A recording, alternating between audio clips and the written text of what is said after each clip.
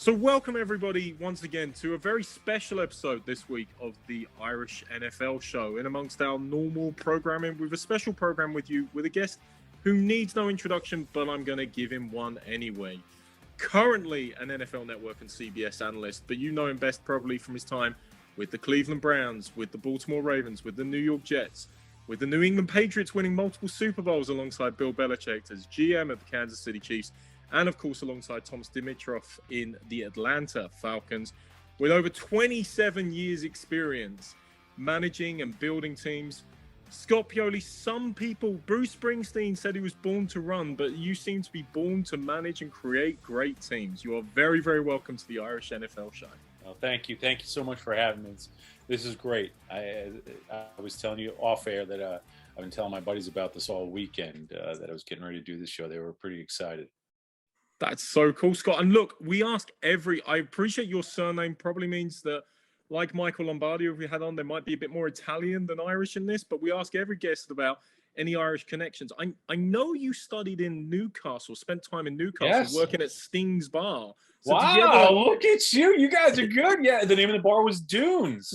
Yeah. Did you ever get over to Dublin? Or can we get you over to Dublin? They wouldn't let, at that stage of my life, they wouldn't let me into the country. It's a long story, but my ankle bracelet wouldn't work over there at that time. I'm totally kidding. I shouldn't joke like that. So my Irish story, gosh, with all these vowels, it's kind of tough. Most of my Irish association goes with the neighborhood I grew up in. In New York, it was all your name either had a lot of vowels like mine, or had one or maybe multiple apostrophes like some of you. And but very cool story. We started talking about this before we started this podcast. My closest friends, Matt Spencer, Paul McHugh, families right off the boat from your beautiful country and island. It is an island, right? Yeah, geography was never my strong suit. And I took them out to Notre Dame this weekend, and they had never been, and they wanted to see a game there. And that's about I'm trying to think. There's not even anyone in my family that married up into Irish heritage. So, we've all got vowels. Actually, no, my sister did. She married a Casey. So that's as close as I get to any kind of Irish story or Irish heritage. I mean, I'm a big U2 fan. Does that matter? I mean, a huge U2 fan. That's a good connection. And if you ever want to come and tour Dublin, you're more than welcome, Scott. And you'll have a few tour guides now to show you around. And I'm going to take you up on that. Please do. We'd be delighted to show you the sights and sounds of Ireland. Now, Mark talked, outlined the teams you've worked with, and look, your heritage and experience. I mean, it's almost unparalleled, and you've worked with some of the greats.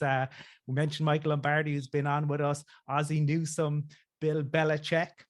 I think you might have also learned a lesson or two from Bill Parcells, the big tuna himself, and your father-in-law.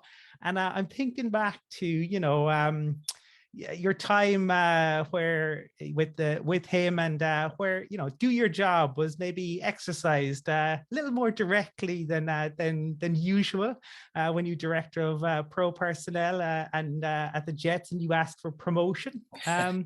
Could you tell us that story? It was actually it wasn't necessarily promotion. I was just looking to do a little bit more work that wasn't in my space, and this was with Coach Parcells at the Jets, and I was the director of pro personnel at the time. And we had gone through a year together, and we were doing pretty well in our second year in terms of free agency and doing my job.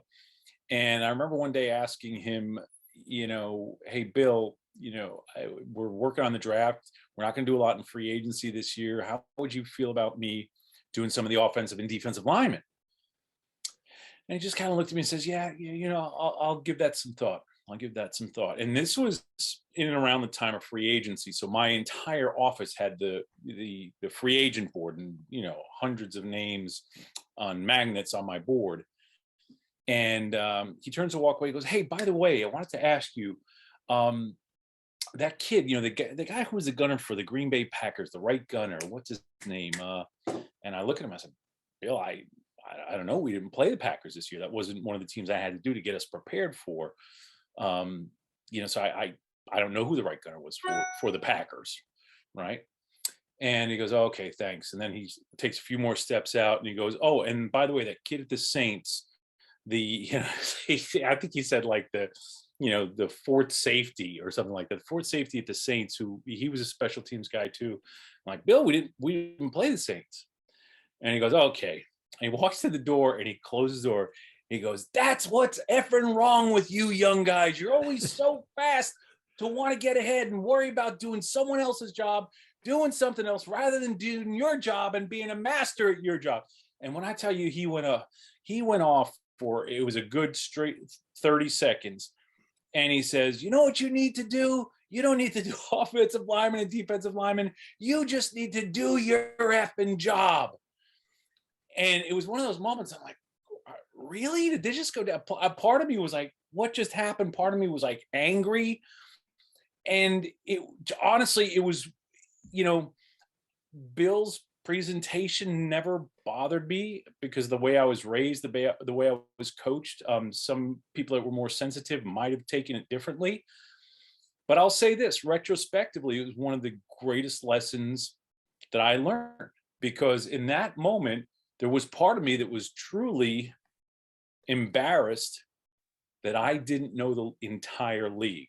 Now, at the time, it's 30, I think it was 32 teams at that point still. And I didn't know every player in the league. And people say, well, how do you know and have evaluations on all 53 players? Plus, at the time, I think it was either 6 or 8 practice squad players, or 5 practice squad players. How do you know all that? Well, being the director of pro personnel, that was my job.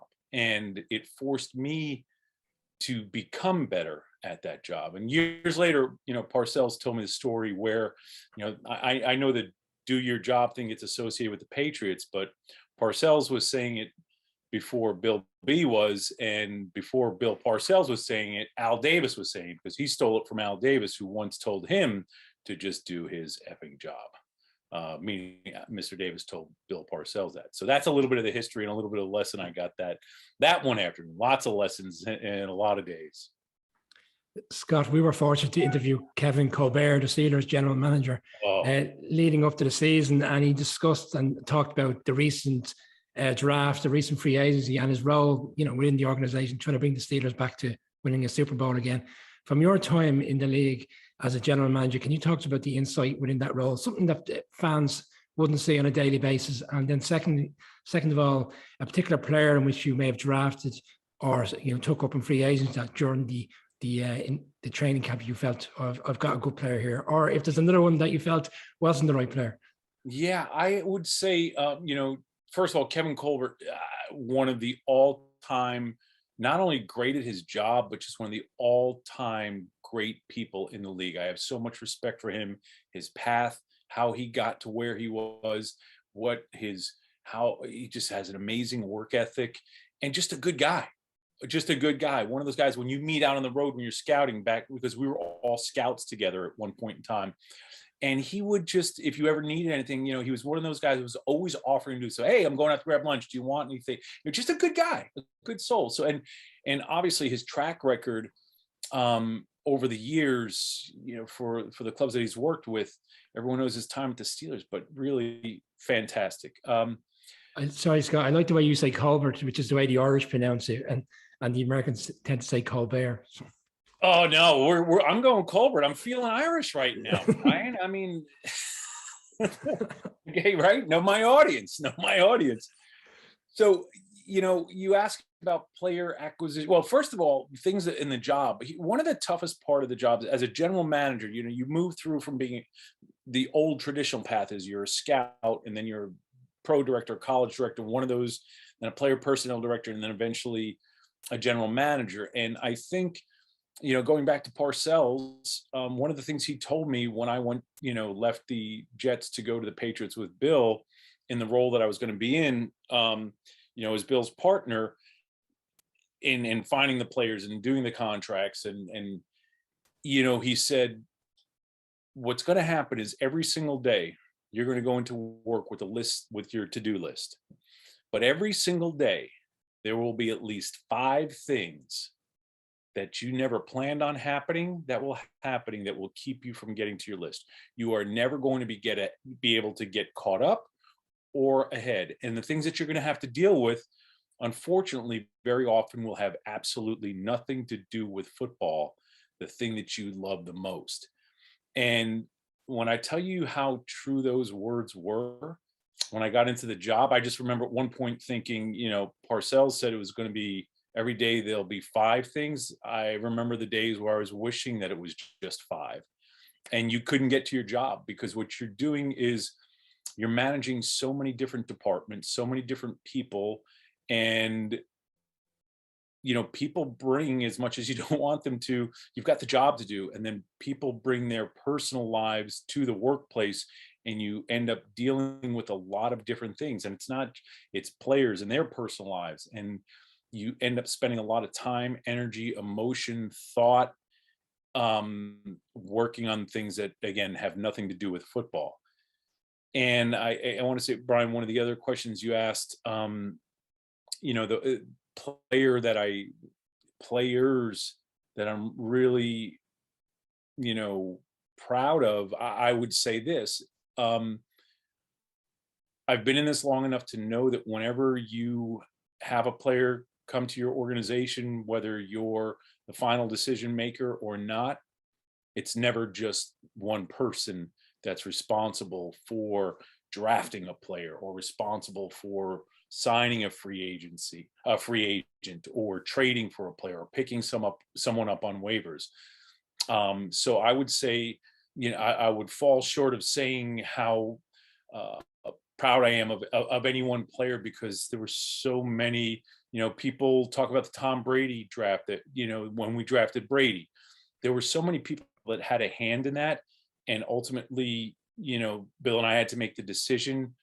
But the amount of work hours that went into it between the area scout, the regional scout, our quarterback coach, Dick Rabine at the time, God rest his soul, who worked him out, who spent extra time on him. And it was this, when you make any decision on any player, there's so many different pieces that come into this. We used to talk about, building this mosaic, and by painting a picture or creating this mosaic, there's little pieces and parts that have to be put into place for this thing for the picture to finally, like, oh, that's what it is.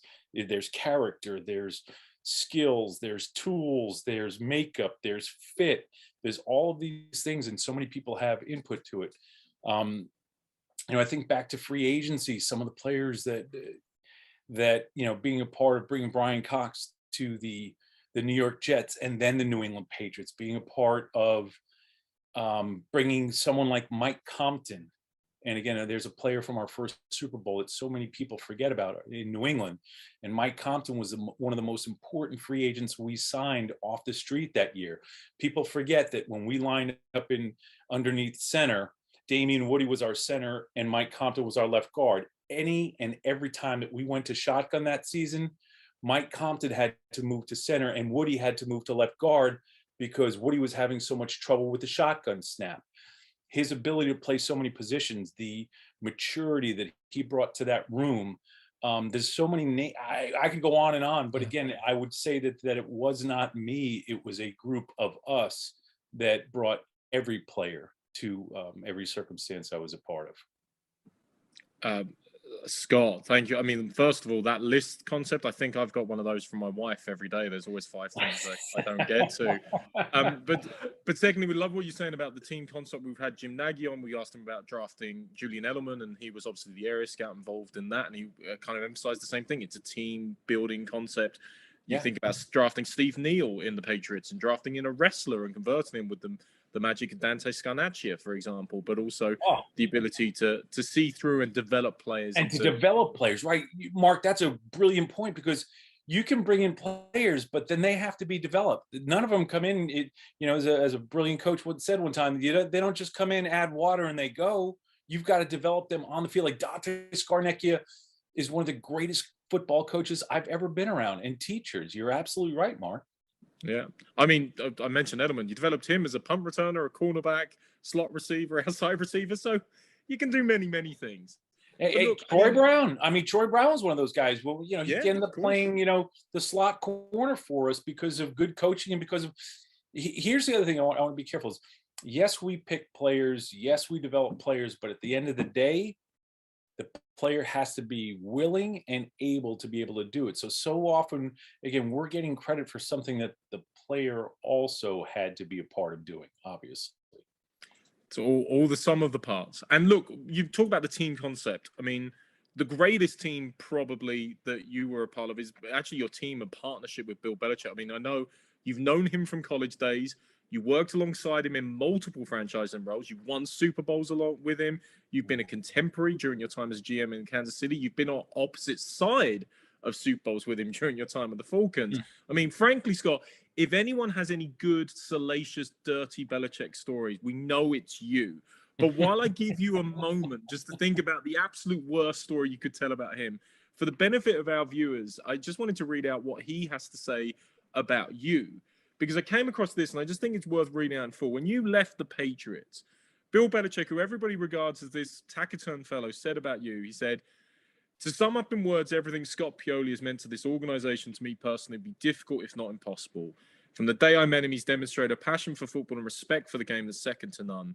It's been extremely gratifying for me to follow Scott's ascension from the bottom of the totem pole in Cleveland to his place as a pillar of championship teams in New England. Now, with the opportunity to steer his own ship and a vision of building a winner, there is no more capable, hardworking, loyal, team-orientated person than Scott Pioli. And on a personal level, the Belichick-Pioli bond runs far deeper than our workplace, as we and our families have shared countless memories away from football. Working side by side with one of my best friends for almost 2 decades is special enough in itself. But to help each other achieve success beyond our dreams is a blessing and something I will always remember and appreciate." Doesn't sound like he likes you very much, Scott. No, you know, when it comes to Bill and I,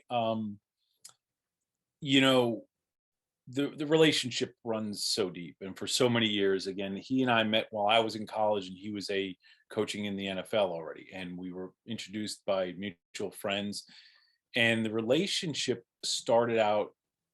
I mean, the first however many years, I met him in 1985 or 6, and we didn't work together until 1992.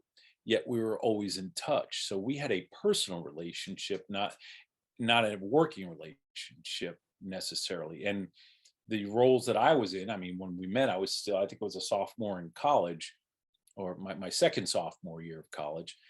And, you know, so it was a very, all those things that you say, I remember when he said that, and it affected me emotionally then, and it still does. And, you know, I'm usually the one that says more words than Bill. And to sum it up, I mean, Bill and I love Bill, you know, and he has been and continues to be family to me.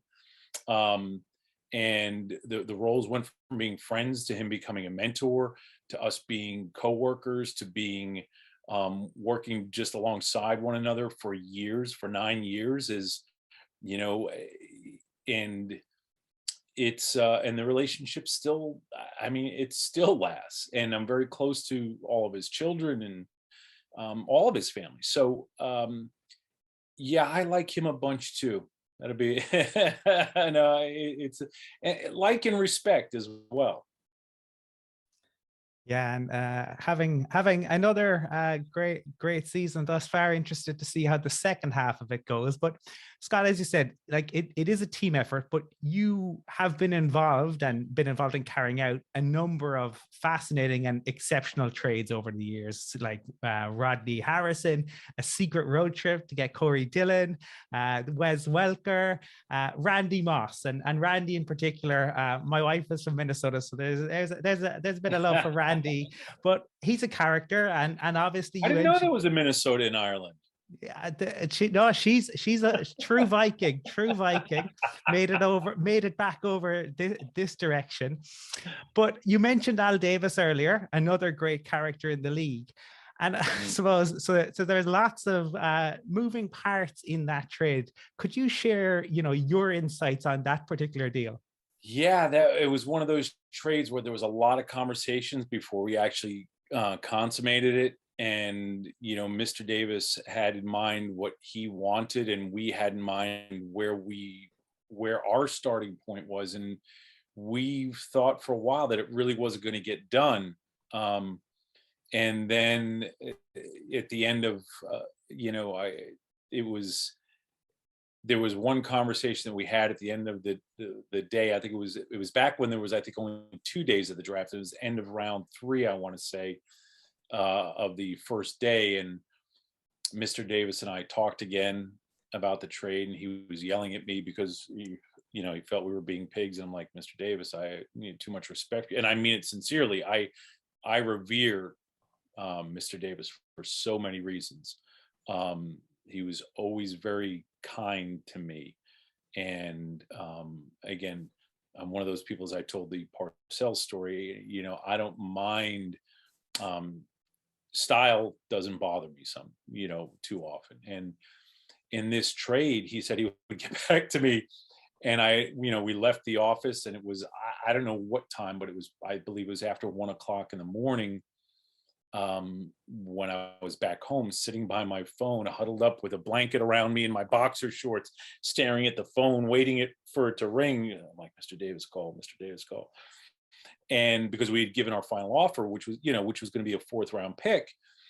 And sure enough, he called. But what we had to get done was the next round. Again, I'm trying to recall all this information, but I want to say that the next round, the 4th round, began at either 11 or 12 o'clock noon. Randy had to be flown in, given a physical. We had to check off on him medically. Then Bill and I had to sit with him. We had to renegotiate his contract down so we could get him under the cap, to fit under our cap. So Mr. Davis finally says, okay, we'll do this. And then we're scrambling to get Randy in. Then we have to meet with Randy first thing in the morning. And again, we don't know if he's going to accept the contract we're going to offer.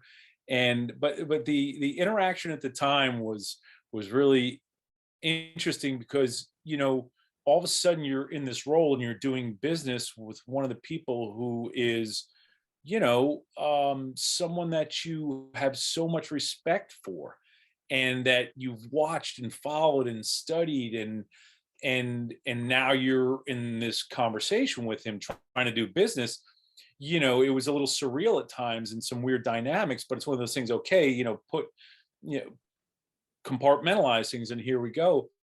But it was interesting. So for years after that, obviously things went very well with Randy. And when I got to the Kansas City Chiefs, I would have to see Mr. Davis twice a year. And every time I saw him, when I tell you he would yell curses at me, and then he would, with a loud, and then he would say, so how are you?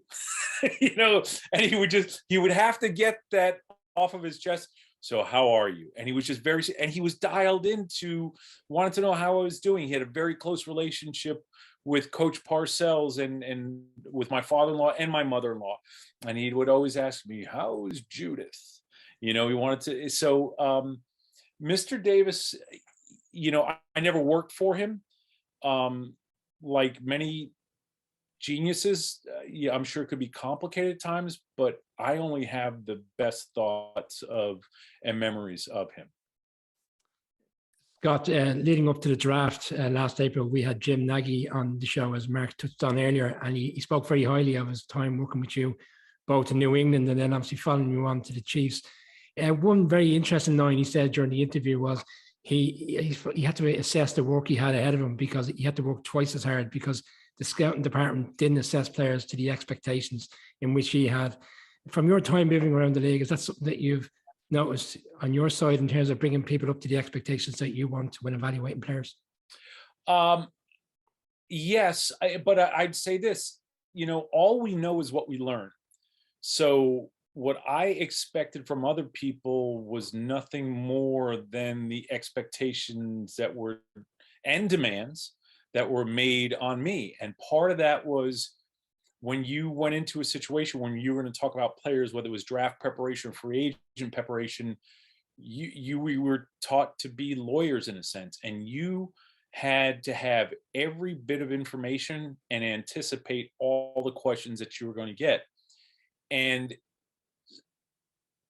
so again, I think we have these ongoing conversations of nature versus nurture. I think I am naturally certain ways, and I've been accused of being borderline OCD in terms of details, in terms of especially when it comes to football. I certainly wasn't that way in my old math homework or certain other things, but when it came to football, and there was also an expectation, right? I worked for very demanding people, and that I think is part of what we become, and very process driven. And what Jim's talking about is, was I very demanding? Yes. But I believe, like the people that I worked for and learned under and that respected the most, those people were demanding and fair. And there's expectations, there's accountability, because our accountability, in this game is very public. And sometimes you're successful and sometimes you fail, because I've been a part of failure as well, and not done a good job. And so I think, to Jim's point, Jim knew what the standard was, and the standard is the standard. And don't come in to any room or any meeting unprepared, without detailed information, and expect that you're going to be asked why about 10,000 times. And if I'm asked, if you're telling me the player can do this, I'm going to say, well, why do you think that is? Don't just, as one coach I worked for, don't just slap it up there. Tell me why, right? Just, and there's truth. So I'm sure that's what Jim is referring to. And yeah, working with Jim, I want to say this about Jim. I appreciate his kind words. I will say this, that Jim was probably one of the most thorough, detailed scout that I've ever worked with. And he did things and I'll never forget when we were in New England, it was this time before we had so much data. He would chart because one of his cross-check positions, he would have his area that he had to do, but he would also cross-check the wide receivers. And he would bring in these charts that he had hand made with ink in different colors. Again, before you could do this on a computer, the points on the field in which every receiver caught every single ball, and each color indicated things, because I think at times he did certain things for me because I'm a very visual learner and I needed colors to help things tell a story to me. Jim was amazing, and it wasn't something that he was asked to do. It wasn't something that someone else taught him to do. He had this aha moment, and he created these things because, again, a good scout is like a good attorney that's going to bring a good story and reasons to the table. And Jim was, okay, this is how I can educate Bill and Scott on why I feel the way that I do. I think Jim was an amazing scout. I was just going to say, I think his work has been well recognized now in the fact that how involved he is in the senior ball. Yes. Yeah. And he is an outstanding scout and one of the hardest workers. I mean, you're around a lot of hard workers in this business, well, in any business, but Jim also, no job was too big and no job was too small.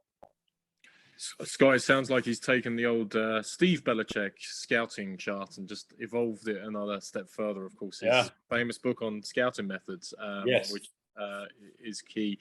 By the way, I just want to kind of segue. You calling out the late great Al Davis there. Something we've emphasized on the show in recent weeks has actually been what Al Davis and the Raiders have always stood for. When you think of Tom Flores, you think of Art Shell, I think of Amy Trask, has been diversity and something to always call in mind in relation to that franchise, in relation to other matters that have occurred. Completely separately, Scott, we're talking a lot about team building. I read and devoured the fantastic Michael Holley book, War Room, which talks about not just you, but obviously Belichick and Thomas Dimitrov in the Falcons, about the way in which during 2010 season, I mean, it's over 10 years old now, but I mean, there's so much in that book. I feel we could spend hours talking about just the philosophy of team building, the concepts, the challenges you have. I mean, look at the way Thomas Dimitrov went that draft with Julio Jones in relation to trading up, which Bill Belichick obviously has said, and I think you've said as well, I wouldn't have necessarily given up that many assets to do that, but you can understand it's different philosophies and different approaches. My question is slightly different. The subtitle of that book is very interesting. It says, The Legacy of Bill Belichick and the Art of Building the Perfect Team.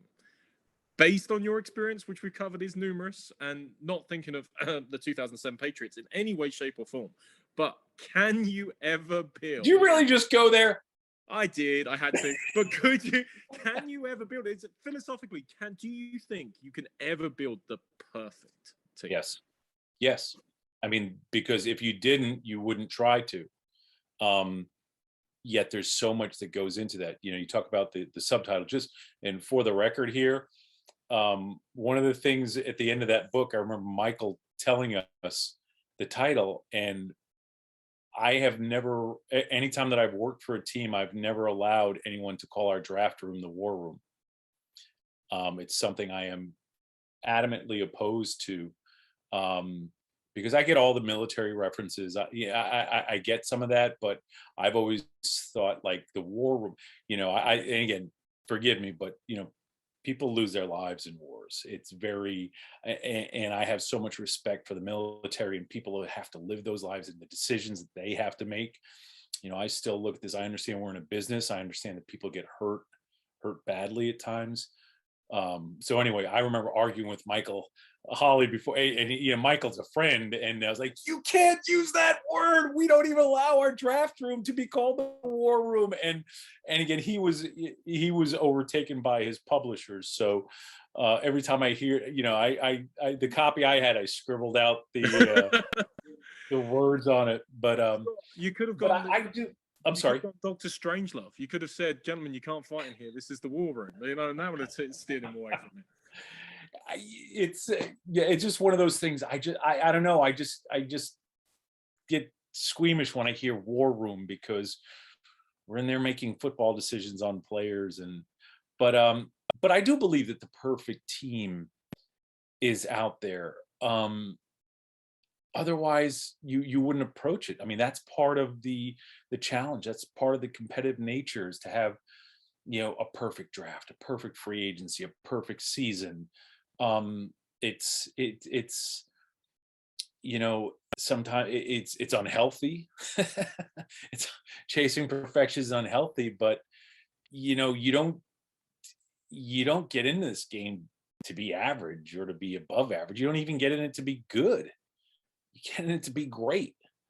And then the only thing above great is perfection. So to me, yeah, I believe it is a reality. Love it, Scott. Scott, do you have time for just one more quick round of questions, just for the three of us, if you've got time? I'm pushing. Yeah, I'm pushing. Can we do just maybe one more or two more? Not a full round, but I no, really, no, that's right. We'll just do one or two, and we'll keep it neat in relation to it. So, Colin.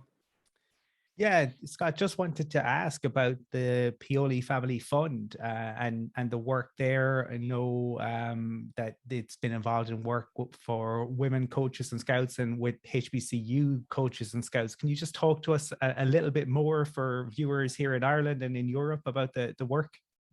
Yeah, so my belief in equity, equality, diversity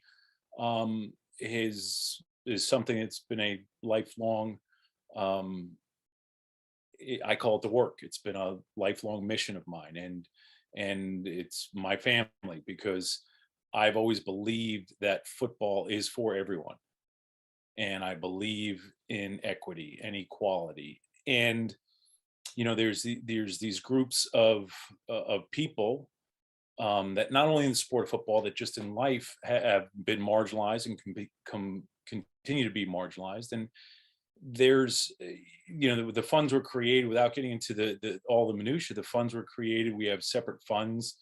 HBCU grants and funds for coaches and scouts.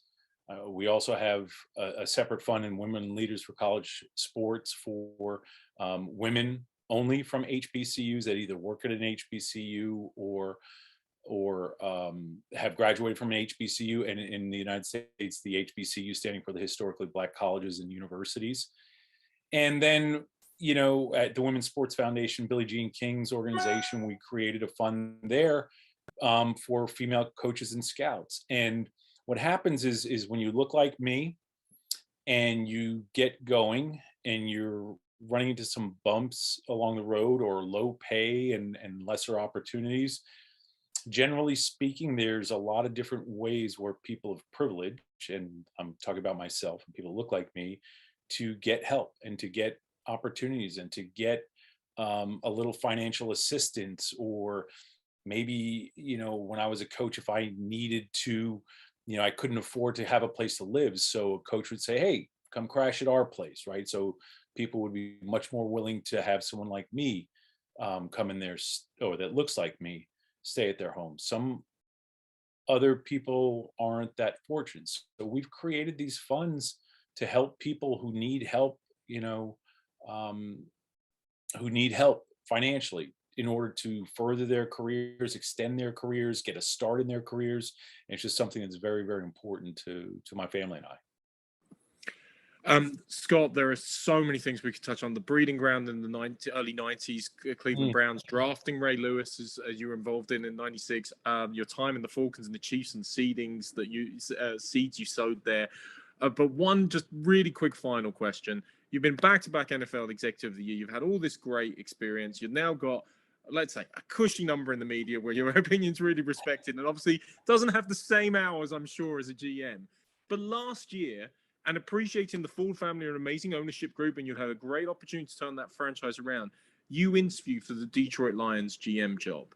And I think I know the answer from just spending a bit of time with you and talking, but the question struck me at the time, after all you've already done, why and how do you still have that desire to take on that stress and headaches of that level of intensity in the NFL? Well, for a lot of reasons. It's the competition. It's the game I love. It's the game I love. I love team building. I love the idea of building a team with people that you know and people that you don't know, bringing people together to try and win a championship, but understanding that when you are in the pursuit of, or the process of trying to create a championship team, all of the good that you can do with your platform. And part of the platform is the job, part of the platform, it's an opportunity to educate. It's an opportunity to mentor. It's, there's some crazy stuff that comes with it, but there's so much greatness that comes with it as well.